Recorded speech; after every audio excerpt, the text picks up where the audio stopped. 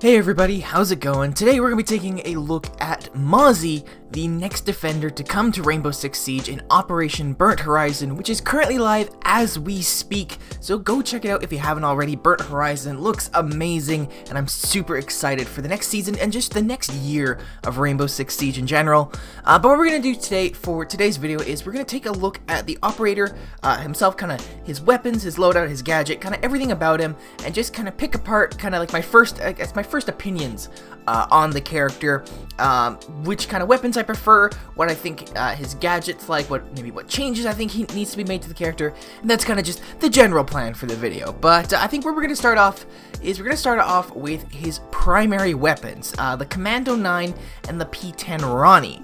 Now, I'm just going to say this right off the bat, just get this out there. I think between the two, the Commando 9 is the superior primary. Kind of comparing the two to each other, the big things that kind of put the Commando 9 ahead for me is the fact that it has a bigger mag and it does more damage. Compared to the Ronnie with its combination of lower mag size and lower damage, I think you're just going to see a much higher pick of the Commando 9.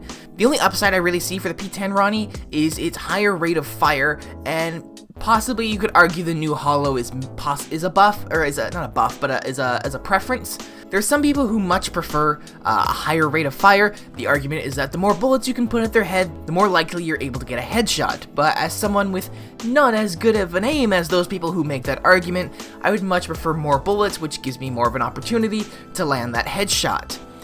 The new holographic on the P10 Ronnie, it's interesting. I wouldn't say it's I will have to play this gun because of this holo. It's just different. That's the main thing about it. There's nothing, again, super spectacular about it. They just seem to be introducing a lot more different sights into the game, which is kind of a good thing. It gives us a bit of variety, but I don't really see it as a thing that'll make me go, I have to play the P10 Ronnie. And while it gives it absolutely no tactical advantage, the Commando 9 has the best reload animation ever. Like, that thing is just nice. Moving on to the secondaries, these are the weapons that I kind of want to pick apart a little bit more. I'm going to start off with the SDP 9mm, that's the pistol for Mozzie and Gridlock. Numbers-wise, this is a very average pistol. Damage-wise, mag size, mobility-wise, it's all average. The big thing though for this pistol that kind of surprised me is the higher recoil. Now, it's not as crazy as, say, the 44 mag for Nomad and Kaid, but it was just a little surprising that considering most pistols with these similar stats for damage and mag size and that sort of thing, it was just a little surprising to see it. It caught me off guard. Like, it's not a super, like, weapon breaking recoil. It's not super difficult to manage with that. It was just surprising and something a little unexpected, especially with a shotgun as your other secondary. Those things, I mean, shotguns just in general have a lot more recoil, so I kind of expected a low recoil pistol. So it's not a weapon breaking mechanic or anything. It just kind of surprised me a little bit at first. Part of me was kind of thinking maybe they were worried about having another issue like what they did with the 44 mag at first when it had no recoil with the ACOG basically sight on it. It was stupid broken. Maybe they were worried about doing that again, but yeah, it is again it doesn't break the weapon for me. It's just a little surprising. But the weapon I want to pick apart a lot is the Super Shorty shotgun. This thing is very underwhelming. The first thing that really surprised me is the fact that it only has 3 shots. The only other weapon that has less shots than that is the Boss G, which it flat out just surprised me. Compared to other shotgun secondaries, when it comes to damage, it's really underwhelming. It has less damage than the shotgun used by Mira and Jackal, the same amount of damage as the Bailiff pistol used by the Italians, but the difference is both of those shotguns have 5 shots. This one only has 3. The Super Shorty has less damage and less shots than the shotgun used by Mira and Jackal. And while it has the same amount of damage as the Italian's Bailiff, it has less shots. So, honestly, especially on defense, just go with one of the other shotgun options. Like, this thing, honestly, is just super underwhelming. In the description for the weapon, it boasts that this shotgun has a high maneuverability, which makes up for its low capacity mag, but it has the exact same mobility as the other shotguns. Or actually, rather, to correct myself, it has the same mobility as the shotgun used by Mira and Jackal. Yes, it does have a slightly greater mobility than the Bailiff, but in the end, it's not that much. It's only 5 points, and honestly, I would take that slightly slower mobility for that few extra shots.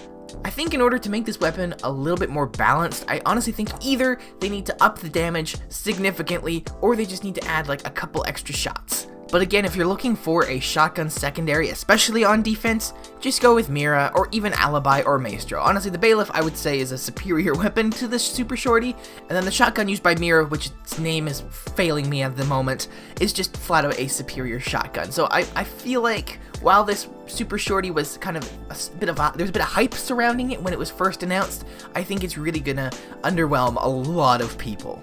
The only other thing to point out when it comes to his loadout is his secondary gadget. He has the options of barbed wire and C4. Honestly, I'm really excited to see another C4 on defense. It's been a little while since we got one. I was trying to just kind of rack my brain to see when was the last C4 defender we got, and unless I'm mistaken, I'm pretty sure it was Mira, which is all the way back in year 2. We didn't get a single C4 defender in year 3, so starting off year 4 strong with another C4 I think is a really good move. I'm just kind of excited to see, especially with Outback being as destructible as it is. The developer said basically something like 90% of the floors of Outback are destructible, so a C4 will be super powerful on that map.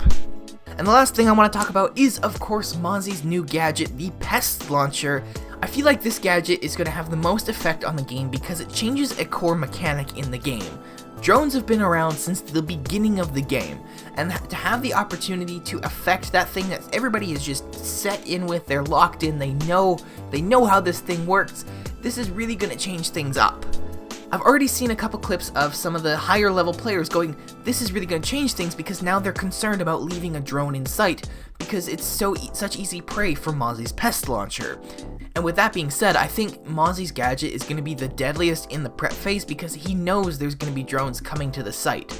So that's when he has the time to set them up, so set them up around doorways, drone holes, or whatever, or just keep a couple on you, because as you see them driving around the site, you shoot at them, they're really easy prey during the prep phase. So I think that's when he's going to be most effective.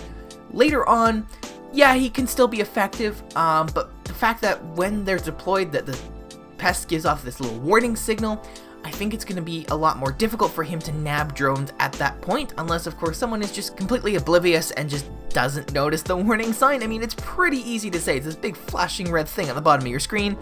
If you don't see it, I mean, I guess in that case you deserve to get your drone caught, but yeah, I think he's just going to be most effective in the prep phase, and then immediately after the prep phase as well, when all the drones go inactive, that's when they'll be super easy prey for him then.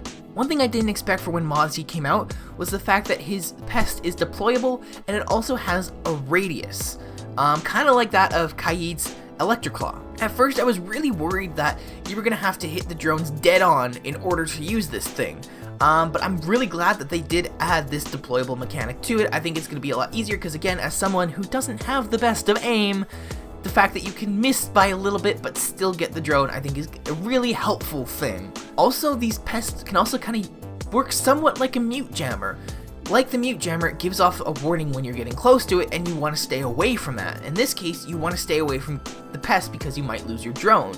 So you could put this by certain drone holes, for example, and just completely block that off and force their drones to go through another path. I think Mozzie just paired with mute will be a really good combination at just keeping drones away from key areas. Part of me kind of thought when he first came out that maybe he might lose one. At first, the concept of being able to take over drones seemed a little overpowered.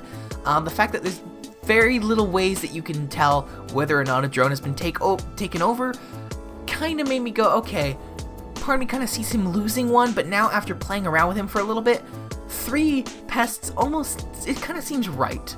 The fact that also that drones are so easily taken out, and they basically kind of act as like mobile Valk cams, and the fact that Valk has 3 cameras, it kind of makes sense that he would stay at 3.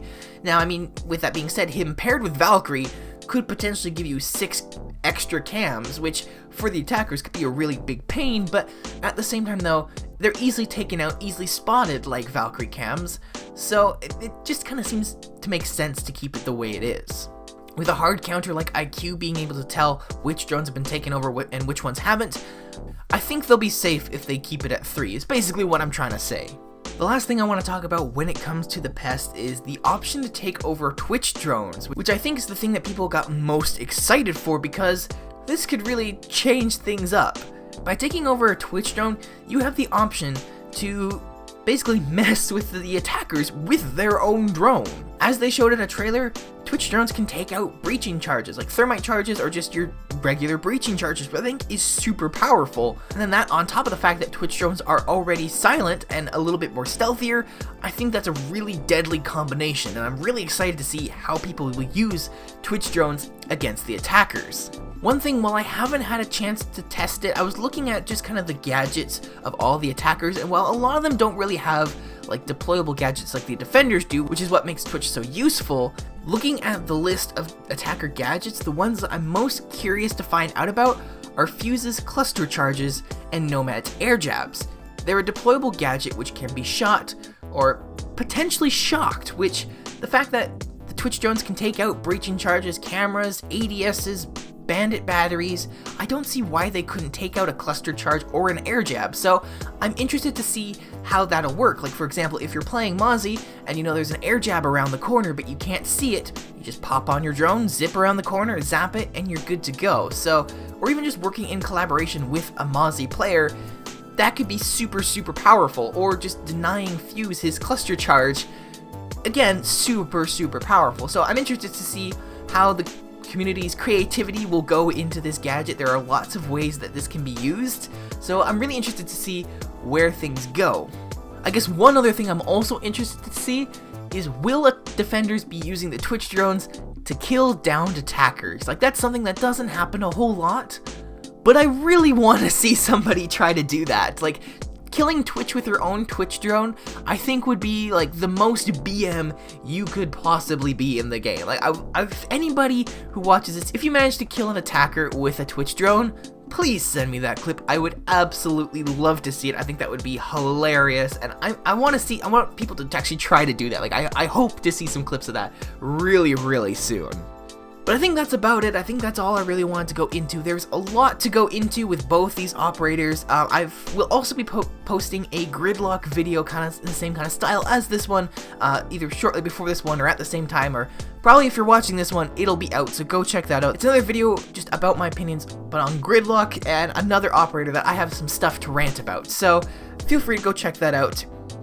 But apart from that, that is going to be it. So once again, thank you guys so much for watching. If you enjoyed this video, make sure to give the video a thumbs up. And if you like this kind of stuff, we've got lots of it coming out all the time, so feel free to subscribe to the channel, social media and whatnot in the description below. Let me know your opinions about Mozzie or Gridlock in the comments below. I'd love to hear about it. And yeah, I think that's about it. So once again, thank you guys so much for watching, and I'll see you in the next video.